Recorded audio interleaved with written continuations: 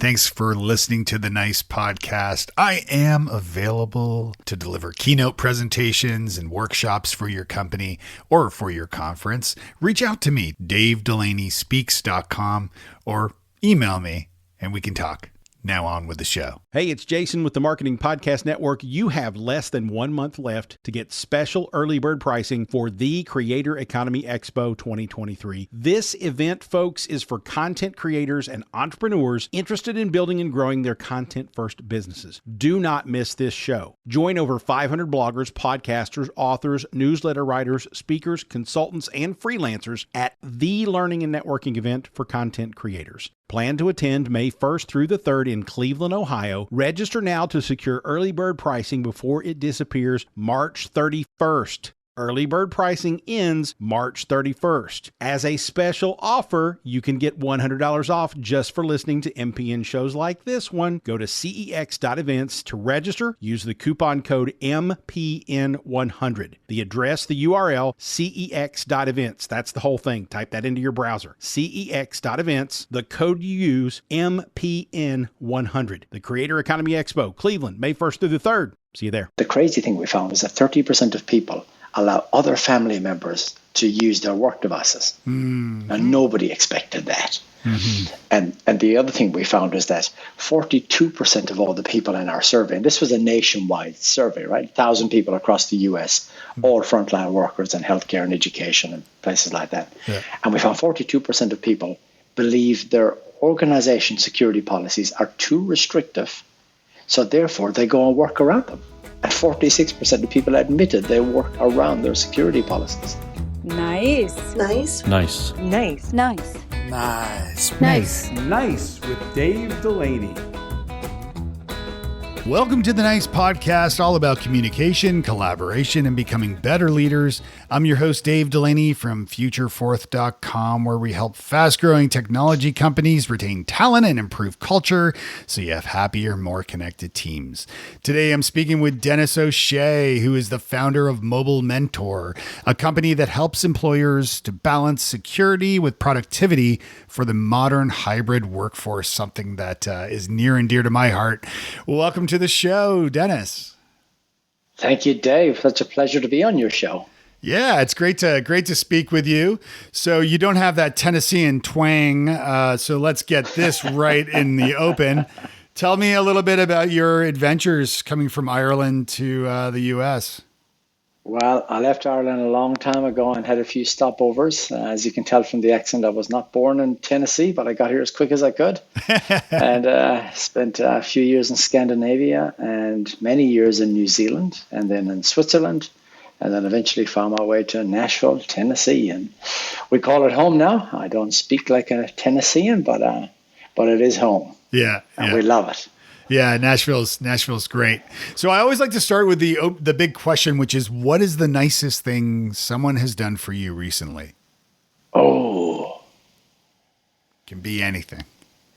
The nicest thing. Oh, I've got a really, really dear friend, and he has just done so many good things. But one of the really cool things was he got me tickets to see Randy Houser, who is one of my favorite country artists. Nice. And he tried very hard to get me a private meet and greet, and it didn't work out because there were too many people there. I got within about 2 meters of the guy, or 2 yards of him. But I just appreciate the opportunity to get to see the show in a small setting, and it was just wonderful. And my friend Craig has been trying to get those tickets and trying to get me up close in some kind of a performance experience like that for a while. So I really appreciate him doing that. That's brilliant. Yeah, I'm a diehard Neil Young fan, and I'm not like a starstruck kind of person. I mean, I generally, being from Toronto, you're used to running into movie stars because they shoot so many movies there, and you kind of leave them alone. And of course, in Nashville, the sentiment is pretty much the same, where you run into somebody at the grocery store and you'll just leave them be. But yes. But Neil Young is like the one guy that I'm dying. It's like my bucket list to meet him in person, only just to shake his hand and say thank you, really, ultimately. Yes. And and I've had a couple close run-ins, and the closest I got was he was being inducted into the Musicians Hall of Fame here in Nashville. I was speaking at an event. It was like January in Birmingham, Alabama. And so my plan was to drive back to Nashville for the evening. I was invited to go to the show, and then I had a friend with the group who had planned on getting me backstage in order to help me get closer to meet Neil. And lo and behold, I got snowed in Birmingham, Alabama, of all places. What? I know. Snow in Alabama. It was bonkers, and it was like bumper to bumper traffic. So there was like absolutely no way. It took me an hour to get to the next parking lot from the one that I attempted to leave from because of all the traffic. It was just not happening. Wow. One day. Another day. It won't be. Yeah. Yep. So you and Brad and me and Neil, and we'll all just hang out and have pints together. Yeah. So tell me a little bit about Mobile Mentor. What do you guys do? We're a service organization. I'll make that really clear. So we provide IT managed services generally to mid-sized organizations, and we tend to specialize in organizations that have a modern hybrid workforce, where you've probably got some people who work remotely, maybe some in the office, some who travel. And what's different about those organizations is the number of different devices that people need to use and the number of different settings they work in.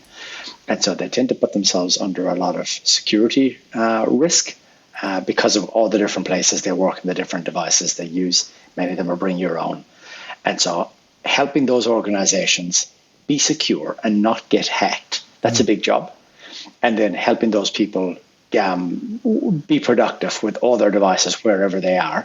That's also a big job. And we solve for both of those. So we provide a security and support service for mid-sized organizations who have this kind of modern hybrid workforce all over the place. Yeah. And many of our listeners, are leaders of organizations that are working, hybrid and sort of the quote unquote new norm, or they lead, a lot of technology companies, especially lead fully distributed, remote teams.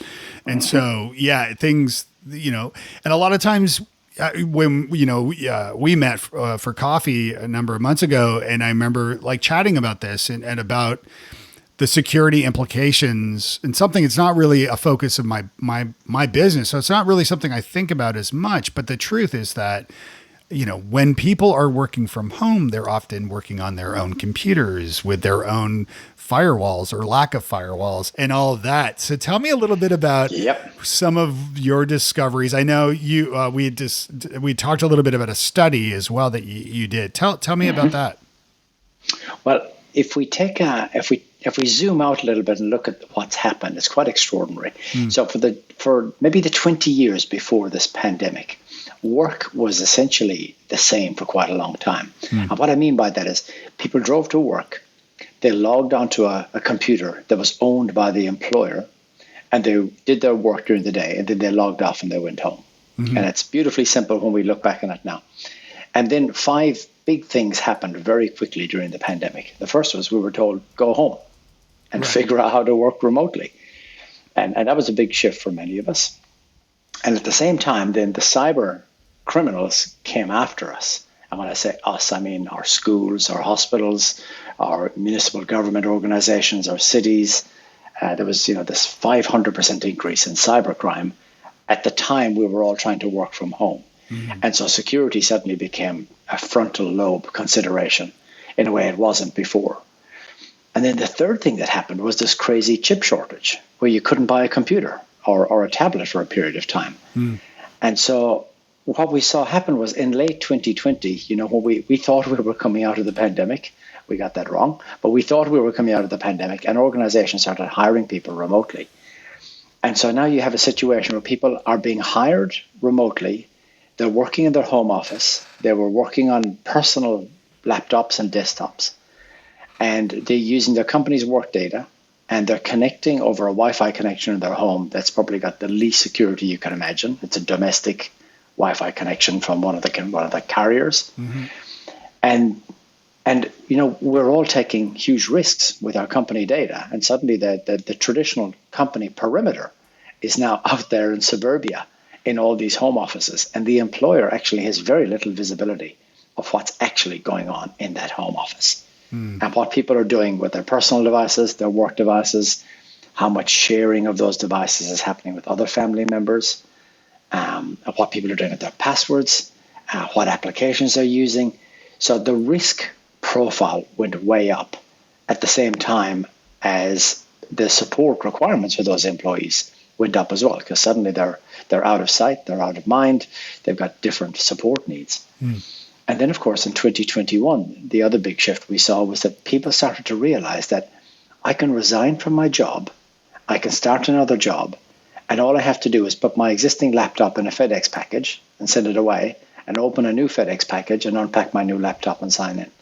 And I can sit at the same desk and I can plug this new laptop into the same monitor or a couple of monitors and work for a new company and possibly get paid more money.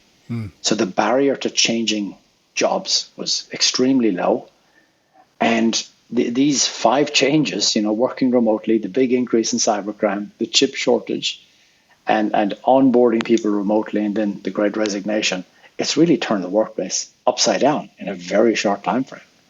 And are you finding, so you did this study, right? And yes, what were some of the key findings from that study? We found first that people don't really understand the gravity of security. We know now company leadership is very worried about security, and any company who's going through the process of trying to get their cyber insurance renewed is living this nightmare right now. And it's a real problem. It's a real problem out there for company leadership. But the end users, the people out in those home offices that I just described, security is not a big deal for them. It really isn't.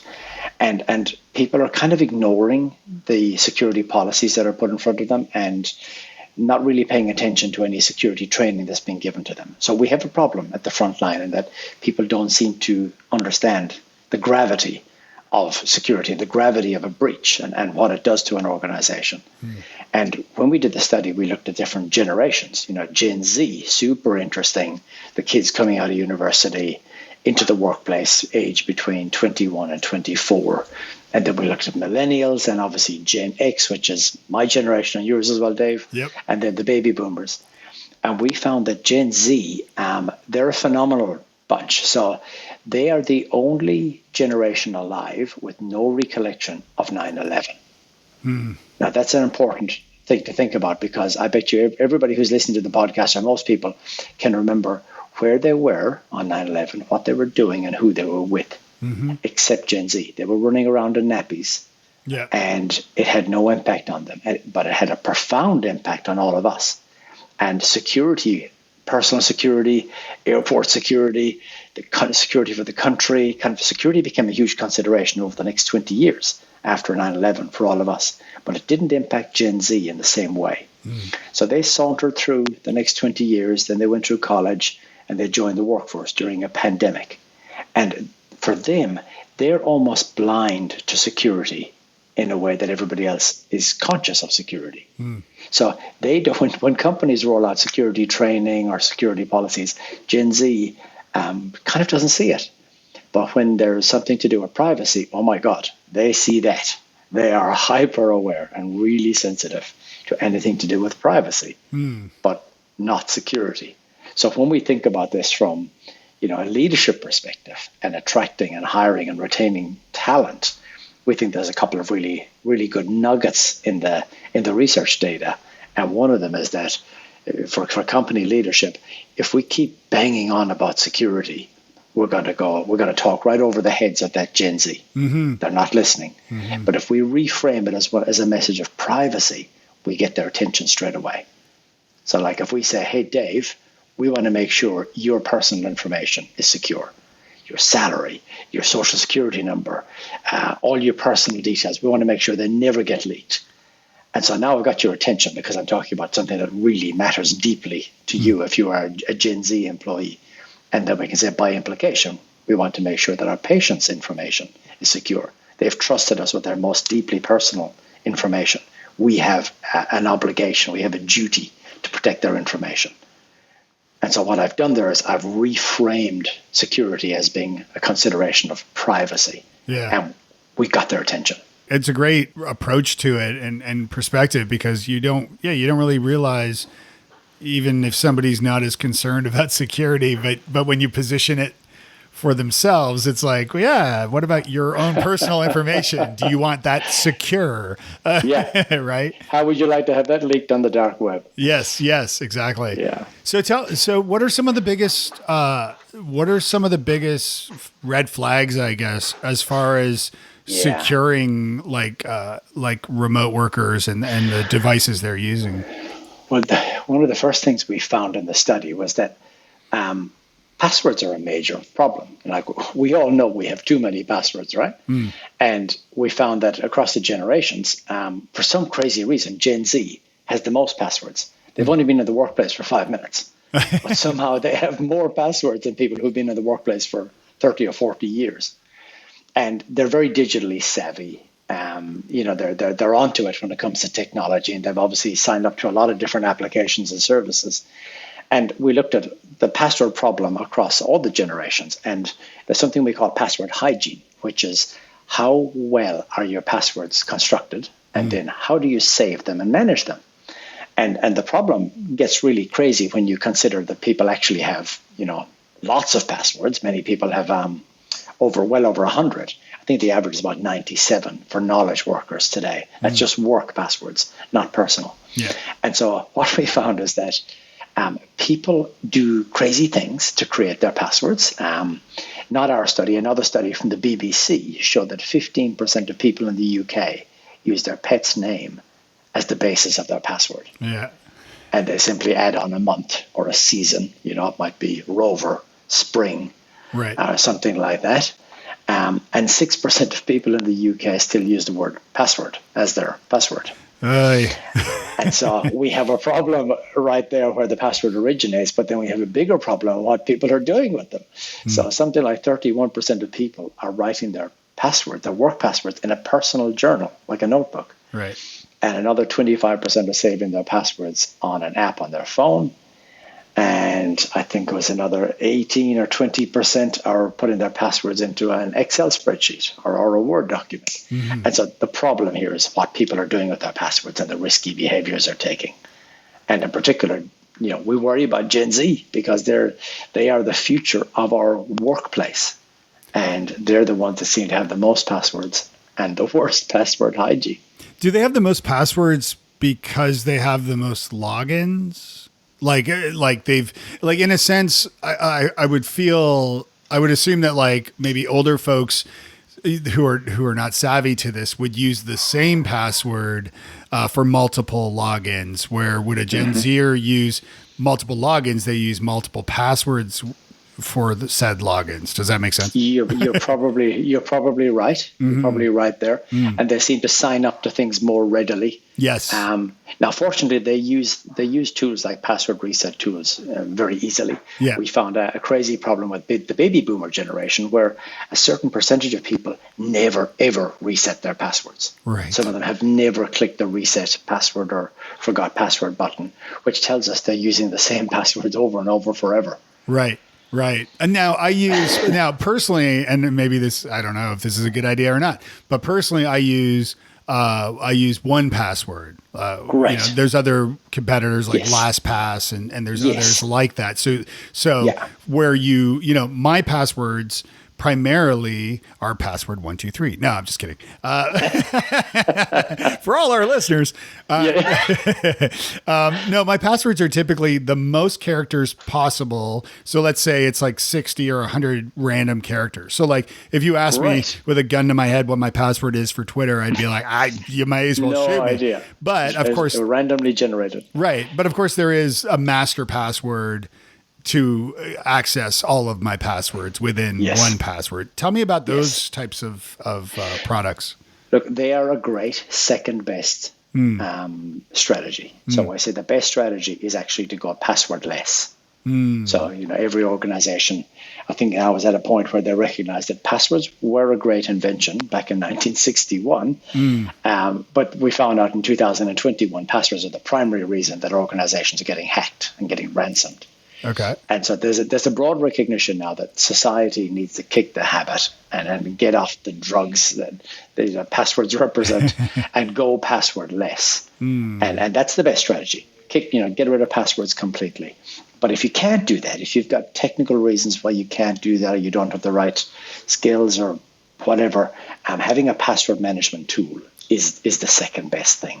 And it's probably a good, short-term strategy. Keep all your passwords in one place and one vault with a strong master password. And if you're in an organization, that gives your IT team time to then get the passwordless strategy right. And then hopefully over time, you get down to one password and then eventually none, because your biometrics, your face or your fingerprint or your voice will become the way you log in to all your devices. And you've probably already got that in your iPhone. Are you an iPhone user, Dave? Yeah, I am. Yeah. So you pick up your iPhone, it looks at your face, it scans it, it picks up 300,000 data points, and it goes, "This is Dave Delaney." Right. And it logs you into iOS. And then all the trusted apps that are on your device, you've then got single sign-on, which takes Dave Delaney straight into those applications. Right. And then if something looks a bit dodgy or suspicious, you might then have to put in an additional code. That's multi-factor authentication. Mm-hmm. And so those three things together, your biometrics, so your unique face or voice or fingerprint, plus single sign-on, and plus multi-factor authentication, that's the future. That is how we go passwordless.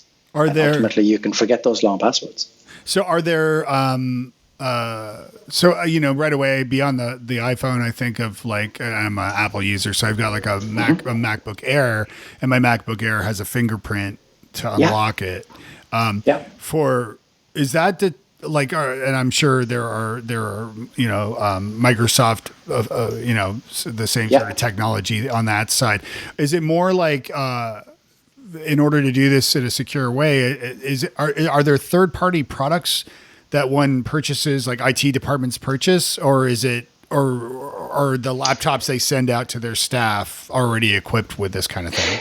Nowadays, the laptops that you buy are coming equipped with this. So the key is having a laptop that has an encryption chip that scrambles the data. And if you have that, and if the laptop has a camera, an infrared camera, then it simply scans your face in the same way your iPhone does. Mm-hmm. And so in the Microsoft world, for anyone using Windows laptops and all that, it's called Windows Hello. Right. And you basically look at your computer and it looks at you and it says, "Oh, this is Dave Delaney." And it takes you into your Windows operating system and then enables you to sign into all your applications, Outlook and Teams and all the rest of it. And so the experience and that logic is exactly the same as on an iPhone, but now it's on your main work devices. And I haven't typed a password for a couple of years because I've got a computer that has that chip, it has a camera, it looks at my face, it goes, "Okay, this is Dennis," and off we go. And I just never have to type passwords. I always hear of people who are more concerned with personal privacy, that with an iPhone, for example, they turn off the facial recognition when they're traveling, so that should they get detained by TSA or somebody, they don't legally have to. If they don't have the access to their face, they don't legally have to enter their password. Any thoughts about that, or is that just kind of paranoia? Ooh, it sounds a bit like paranoia to me. I would much rather be using my face when I'm traveling than taking the risk of typing a password when there's probably cameras all over the place. Yeah, that's a good point. People looking over my shoulder. I worry about people typing passwords nowadays because it's so easy to have key logging software or surveillance technologies that pick up on the passwords we're typing.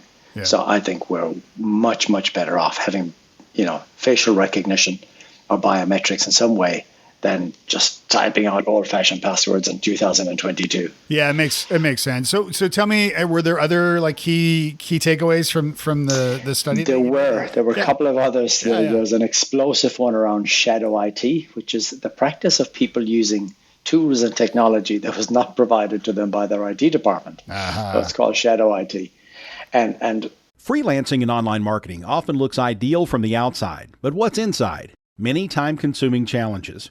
SEMrush offers over 50 tools and reports to assist you in every step of your routine, from competitive and keyword research to link building and technical SEO. SEMrush is your digital team member. Let's hit it off. Grab your free trial today and see measurable results. Go to bit.ly/SEMrushMPN. That's bit.ly, bit.ly/SEMrushMPN MPN. We've always known that there was a big thing around BYO devices, bring your own devices. Mm-hmm. And we just didn't understand the extent of it. And what we found is that there's a massive amount of fluidity happening. People are using their personal devices for work and their work devices for personal stuff. Mm. But then the crazy thing we found is that 30% of people allow other family members to use their work devices. Mm. And nobody expected that. Mm-hmm. And the other thing we found is that 42% of all the people in our survey, and this was a nationwide survey, right? 1,000 people across the US, all frontline workers in healthcare and education and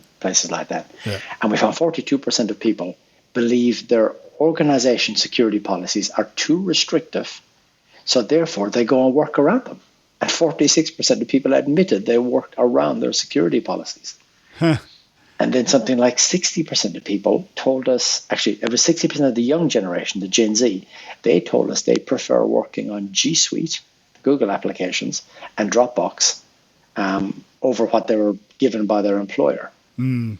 So that really means that, what IT has provided is not what people are using to get the job done. And when we dig into the data, what we find, in particular for young people, is they're the cohort that came out of the education system. Mm. They came out of university where they were using G Suite and they were using Dropbox. And they've come into this professional business world, and now they're learning Windows and Office applications and Teams and all of that. But if you then ask them to do some collaboration or share a big file with an external organization, then it gets really tricky. And that's where they fall back on the tools they know, G Suite, Gmail or G Drive and Dropbox and stuff like that. And that's where the problem often starts. So we think there's a lot to be learned for IT leaders in companies today that are hiring lots of young people. And let's face it, most people are trying to hire young people to address the labor shortage. Sure. There's a big challenge there in that they want to use their own toys. You're right. And they don't believe that the tools and technologies provided to them by their employer are fit for purpose. And so they're quite happy to work around and take matters into their own hands. Do you think sometimes it is because these other services or platforms might be old-fashioned or clunky, compared to, what they're used to using, or is it strictly just perhaps a lack of training, adequate training for new employees to understand these secure platforms that they should be using or that IT want them to use? It's probably a bit of both, Dave. It's probably the fact that some of the tools they are given in the workplace are genuinely clunky compared to what they're used to doing. Mm-hmm. If you ask somebody to share a 100 megabyte video file, right, or some very large PDF or something like that, they're going to struggle to do that with the kind of tools most companies are using today. Mm. But also, they perhaps have not been trained and not been shown how to share a link securely to that large video file so somebody in another organization can access it in the right way without, falling back on Dropbox or Gmail. So it's both, I believe. Does this involve an audit or survey for employees of, existing companies to start to get an idea of where those pain points are so that companies can actually solve these problems? When you say, does this involve an audit, you mean? Well, like if company X are struggling because their staff are using their own shadow IT, services, how do they go around to teach them what they should be doing? Well, that's a great question. And I think companies right now are at a really interesting tipping point, because as we come out of this pandemic, and hopefully we are genuinely coming out of it now. Yes. Let's hope. Let's hope. Yeah. Then a couple of things are going to happen. People are going to start to drift back towards the office a bit more and spend more time in the office. And, quite frankly, we need that. We need some people contact, and in particular that young generation where, every school is trying to hire more teachers. Every hospital is trying to hire more nurses. Every tech business is trying to get more developers. Every restaurant is trying to get more, frontline workers. Mm-hmm. And so as a society, I feel like we need to learn to love Gen Z. And we need to adapt our workforce to really work well for Gen Z. So they want to work for us and they want to stay with us. And I think back 20 years, I remember going to conferences and hearing people saying unkind things about the millennial generation. There was a lot of people were bagging millennials back then. And if you stop for a moment and think about who built the digital infrastructure that runs our lives today, who built Uber and Lyft and Google and Facebook and Twitter, it was those young millennials. Right. And now we need to, in a way, learn to love Gen Z, learn to attract them and build the workplace for them in a way that they can thrive so that they will do well at work and they will get promoted, they'll become managers and leaders. Meanwhile, we're getting older, and that Gen Z will need to become the dominant and most creative part of the workforce going forward. So right now, I feel like company leadership is in a really tricky place, because once they start to understand how different Gen Z is, it's going to be scary, and it's going to push them in one of two directions. Either they're going to have to take actions that will increase friction for Gen Z, or they're going to have to figure out how to reduce friction to attract more of them and retain them. And what I mean by that is, if you're a company leader right now and you've read the study, or you've started to understand that this young generation are ignoring security policies, they don't understand the gravity of getting hacked, they're mixing up their personal devices and work devices, they have all these passwords and they're careless about them, and they prefer using Dropbox and Gmail. And so you think, right, these kids are a problem. We need to go and deal to them. We need to tighten everything up. We need to, have more VPNs and more controls and more security policies. And there's a natural instinct to tighten up, and that will create friction. And I call that technical friction. And that will drive them away in the same way as if we create workplace friction. So if we say to those kids, you now have to drive into the city, pay for overpriced parking, pay for an overpriced lunch, sit in a cubicle, and work with people you may not like. Right. That has the risk of driving them away. And if we create cultural friction, if we kind of vilify them in the way that millennials got vilified a little bit 20 years ago, and tell them they're a problem generation, and make them feel like that, then again, we're going to lose them. And what we found through our study is that 71% of the young generation believe other organizations are doing a better job than their own organization with technology. Oh, wow. Now, that's their perception. Yeah. Right? That's their perception. And we think about their worldview. They came out of college, they joined a company during a pandemic, probably working remotely, and they probably never knew an office-based work culture like we knew. Right? We knew what it was like to go to work, meet different people, have a chat in the kitchen or by the coffee machine or by the water cooler, to go out for lunch with different people, maybe go for beers on a Friday. And we had lots of loose links, lots of loose connections with people in other departments. And so that gave us this contextual understanding of what this company does, where it's going, what it stands for. And we had this sense of belonging because we had all those loose connections. And now these people who have joined an organization working remotely during the pandemic, they only see the same small number of people on their screen. Right. They've got a very narrow view into the organization, and they're missing a whole bunch of social cues and contextual cues. And they think, 71% of them think other companies are doing a better job. Now, they might not be right, but that's their perception. So the thing we now worry about is if organizations say, right, let's tighten up on these kids because they're going to cause a security breach, and if we create friction, they'll walk. And that makes sense. They'll walk. Yeah, no, it makes complete sense. And I've been talking a lot about this, and it was some of my guests on this podcast too, because if I'm convinced that if teams do not come together, and I understand that some companies are fully distributed or remote, but I still believe that the team has to come together in person at least once a year or twice a year for like an annual retreat or something like that. Or if it's a hybrid business, then I believe the team need to come in-house on the same days during the same hours each week rather than kind of willy-nilly whenever.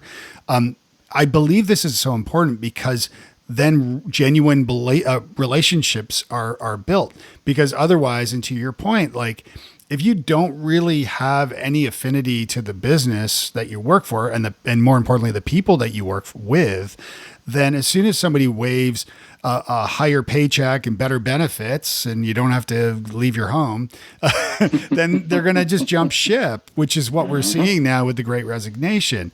You know, that this, and so this is what I do with Futureforth is, you know, I help companies with this kind of stuff. So I'm curious, like, what about your own business with Mobile Mentor? So remind me now, are you fully distributed or are you, you know, how are you? We're a mix. We've got an office here in the States. We've got an office in Nashville, but we really only have about a quarter of our team who go to the office on a regular basis. Right. We've got about another quarter that lives in Nashville and don't go to the office very often. Yeah. And then maybe half the organization is spread between Seattle and Florida and work permanently remotely. And then in our New Zealand office, we have people working remotely. We've actually got two offices in New Zealand, in Wellington and Auckland. And in Australia, we've got all remote workers, no office. So you could say we're a hybrid. We are that hybrid organization. And the way we tend to work here in the US is Monday, Wednesday, Friday. Yeah. We're in the office. Tuesday and Thursday, stay at home, and we, you know, power through a ton of work remotely. And that works for us. And we've said to the team, you know, if there's a better way of mixing that up, tell us. Yeah. But that seems to work for now. And I think people come into the office and they get energy from each other. Yes. And there's a really good atmosphere and culture and people giving each other stick and just a really good bond. But then we probably all recognize we do our best work sometimes by being alone and working on something. But if we're brainstorming or collaborating on something, there's nothing that beats standing around a whiteboard and having a big debate. Oh, absolutely. Yeah. I remember I used to work with Griffin Technology, a consumer electronics company from Nashville. And one of the best things we used to do is the name games where we would name new products. And so we would whiteboard them and we would all just kind of riff and spit out different ideas for product names. And then, you know, we'd finally land on a couple different ones and test those. But it was always cool to see, like, if it was your name of a product that actually came to fruition. And then next thing you know, you saw it at Apple and Target and Best Buy. Yeah. It's like, I named that. So yes, the in-person whiteboard is certainly, and brainstorming is big. And also just this, I find just the sort of spontaneity and sort of serendipity that takes place when you're in person as well, you know, the water cooler sort of hallway conversations that take place, great things can happen from that too. Can I share one other interesting thing that came out of the study? Yeah, please. We asked people a question that really shocked us. We asked them this very simple question. We said, where do you feel most productive and do your best work? So it was, where do you feel most productive? And across all the industries we survey and across all the generations, everybody told us they feel more productive working in an office. Interesting. Isn't that crazy? Yes. That is interesting. Because if we read the mainstream media for the last 2 years, it would tell us, you know, at home. Yeah. But no, that's not what the data, not what the respondents told us. So I wonder if that was compared to actual productivity, like, you know, when they feel that they're more productive in the office, but whether they are actually more productive. I don't know. It would be interesting. Yeah, but when we looked at all the data points, there were other questions related to that. And when we kind of stitched them all together and joined the dots, we think what the data is telling us is that people are missing that sense of belonging and understanding what their organization does and stands for and where it's going. And that's especially true for the young workers who joined during the pandemic. Yeah, because they're in a tunnel. Right, because they joined even if they've never worked in their career, because they're just getting started in their careers, because even if they've never worked in person in their careers, they have come from schools, presumably, where they did interact in classrooms and with people, right? So they do. Absolutely. I think, and it's also just human nature. Even the biggest introvert still needs people around, right?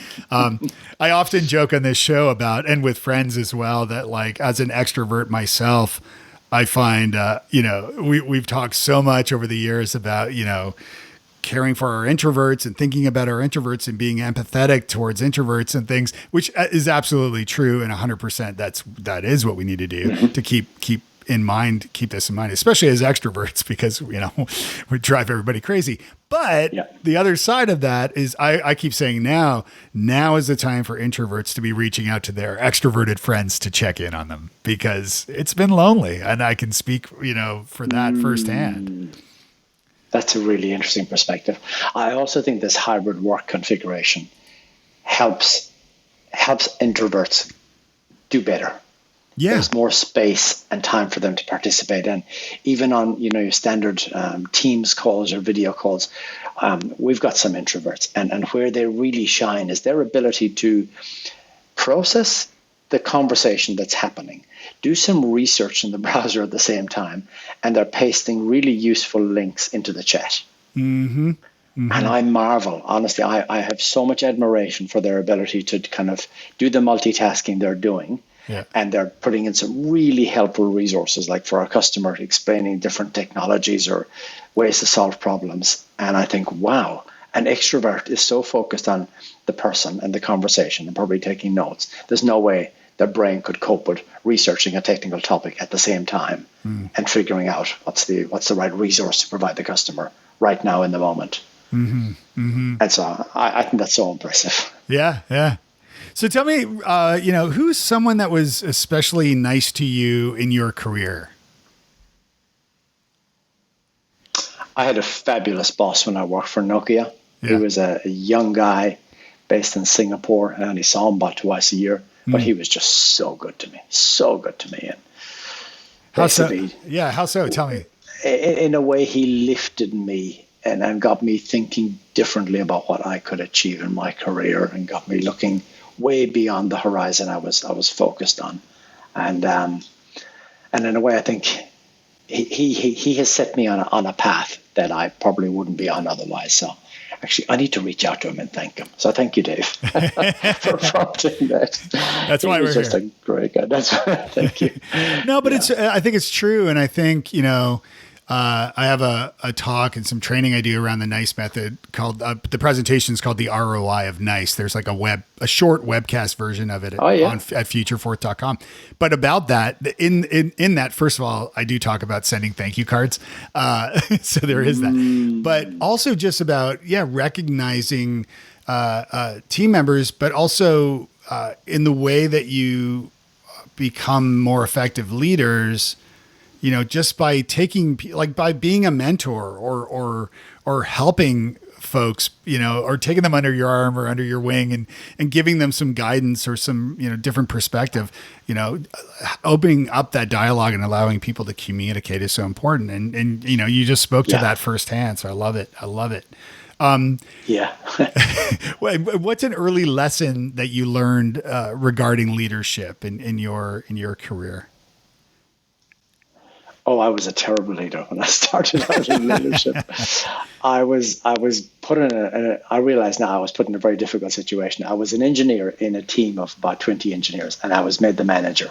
And I was the youngest in the team and probably the least experienced. And I had a dreadful, dreadful time for the first year or two trying to establish respect of the team. And I went about it in all the wrong ways. And unfortunately, I had a mentor, our CFO at the time, who facilitated a session to get feedback from the team and give me feedback to help me figure out what I needed to change and do differently. So that was hugely beneficial. But yeah, I look back and I laugh now. It was such a challenging time. Yeah. Well, we live and we learn, right? We do, and that was really a formative experience for me. It really took me 2 or 3 years to get my head around what I was doing and what I needed to do to lead these engineers. And I got there, but it was not without its sleepless nights. Was it this gentleman's feedback to you that helped you understand that it wasn't working quite the approach that maybe that you were taking, or was it? It wasn't him. It was somebody else, actually. Somebody who was a very, very insightful, deeply insightful lady, who was able to see what was going on and put things in a different perspective for me to understand them. Yeah. And then I think she also played a strong role with the team and saying, give Denis a break here. He's new in management and leadership. He needs to figure stuff out, and he does not have the tools, and he does not have all the capabilities to do this job yet. So let's give him a little bit of slack. Oh, that's great. And help him figure it out. Yeah. So I think she worked on both sides, and yeah. Actually, I need to send her a card as well. This episode of the Nice Podcast is sponsored by Hallmark. There you go. Oh, man. All right. Well, let's move on to the lightning round here. I want to be respectful of your time. So complete this sentence. Nice guys and gals finish. First. What is a nice book you recommend to the nice makers listening? Endurance, the book about the exploration of the South Pole. Oh, nice. And how is Denis nice to himself? Denis is nice to himself when he gets up early and goes for a run in the morning and then finishes work at a reasonable time and spends the last hour of the day playing guitar. I love it. What kind of guitar do you play? What kind of music? I've got a couple of guitars. I've got a lovely new Gibson my wife got me. Nice. I've got an acoustic Martin. And I don't play any of them very well, but I absolutely love it. And I found it's my happy place. That's cool. Evenings, playing guitar at the weekends. That's great. Makes me very happy. Any Neil Young? Yes, I got a couple of great Neil Young songs. I play Needle and the Damage Done, Out on the Weekend. Nice. What's the other one from the Harvest Moon album? Yes, it's a great album. Heart of Gold, some of those. Yeah, they're lovely to play on an acoustic guitar. What about any Irish stuff? Any? A little bit. I don't play a lot of traditional Irish. I play some contemporary stuff. Yeah. Niall Horan and one or two Van Morrison and a bit of U2, of course. Yeah. Has to be a bit of U2 in there. You got to get some Christy Moore in your. You got to get a little Christy. I should. Thank you for that. He's like I need to send you a card as well. Christy Moore, for folks listening, he's like the patron saint of Ireland, I think. He's like the Chris Stapleton of Ireland. There you go. Yes. Just for Liston Varna alone, I think. Yes. One of the best, epic, isn't it? best songs ever.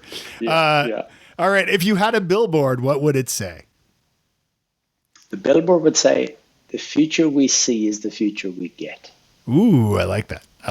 Denis, how can people get a hold of you and say hello? Probably the best way is through LinkedIn. Yeah. Denis with one N and O'Shea on LinkedIn. My company is mobile-mentor.com. So Mobile Mentor, and we help organizations with their security and their employee experience. And that's probably it. I'm not really active on social media. You will not find me on Instagram, Twitter, Facebook, but I am on LinkedIn. So that's how a man builds a great company, is not spending time on social media. Well, to carve out that hour a day to learn guitar, I had to be very disciplined and say, right, no TV, no social media. I made those decisions a few years ago. And so I'm strange in that regard, but that's how I carve out my time, and that's what makes me happy. I wouldn't call that strange, actually. I might call that wise. So thank you. I like it. All right. Well, thank you, sir. Thank you for joining me. Thank you, Dave. I really appreciate the opportunity and wonderful talking with you. You've made it a very, very nice experience. Cheers. Thanks for listening to the Nice Podcast. Please leave a review if you enjoyed this episode at friend.nicepodcast.co. And you can find show notes, links to other episodes, and lots of other goodies over at nicepodcast.co. Music by Alistair Crystal at alistaircrystal.ca. We'll see you next time, and be nice.